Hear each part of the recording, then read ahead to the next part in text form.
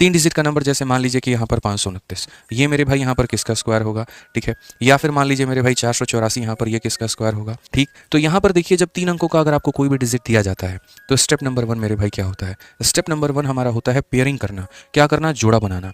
जोड़ा कैसे बनाएंगे, बाएं से 2 अंक को ले लो, तो मेरे भाई यहाँ देखो ये 529 है मेरे भाई, यहाँ से 2 अंकों को ले लो, इसके बगल में 0 लगा करके यहाँ से मेरे भाई 2 अंकों को ले लो, ठीक है। तो ये तुम्हारा मेरे भाई बन गया पूरा का पूरा पेयर। अब पेयर लगाने के बाद में दूसरा काम यहाँ पर क्या करना है, स्टेप नंबर 2 मेरे भाई यहाँ पर ये होगा कि आपको ये देखना है कि कौन सी संख्या का स्क्वायर करने पर उसका यूनिट डिजिट 9 आता है। तो आप बोलोगे सर देखो 2 संख्याएं होती हैं, ठीक है सर, किसका स्क्वायर करने पे, तो सर यहाँ पर या तो यूनिट डिजिट 3 हो सकता है या यूनिट डिजिट 7 हो सकता है। 3 का भी स्क्वायर करो तो 9 आता है, और 7 का स्क्वायर करो तो 49 आता है, जिसमें यूनिट डिजिट कितना होता है, 9 होता है। तो सर यहाँ पर ये इसका भी हो सकता है और इसका भी हो सकता है, ठीक है।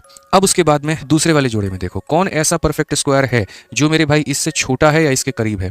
तो जैसे यहाँ पर 5 के करीब में 4 एक स्क्वायर है, और 4 किसका स्क्वायर है, तो 2 का। 4 किसका स्क्वायर है, तो 2 का, तो यहाँ 2 हो जाएगा और यहाँ भी मेरे भाई 2 हो जाएगा। तो इसको कहते हैं स्टेप नंबर मेरे भाई 2।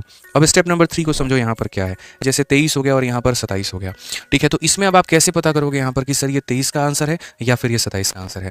तो मैं कहता हूँ 23 के पीछे एक डेसिमल में चले जाओ, 27 से आगे एक डेसिमल में, डेसिमल नहीं मतलब एक 0 वाला डिजिट चले जाओ। जैसे 23 के पीछे मेरे भाई क्या होता है, तो 20 होता है, और 20 का स्क्वायर कितना होता है, तो 20 का स्क्वायर मेरे भाई 400 होता है। 27 के आगे मेरे भाई 30 होता है, 30 का स्क्वायर हमारा 900 होता है।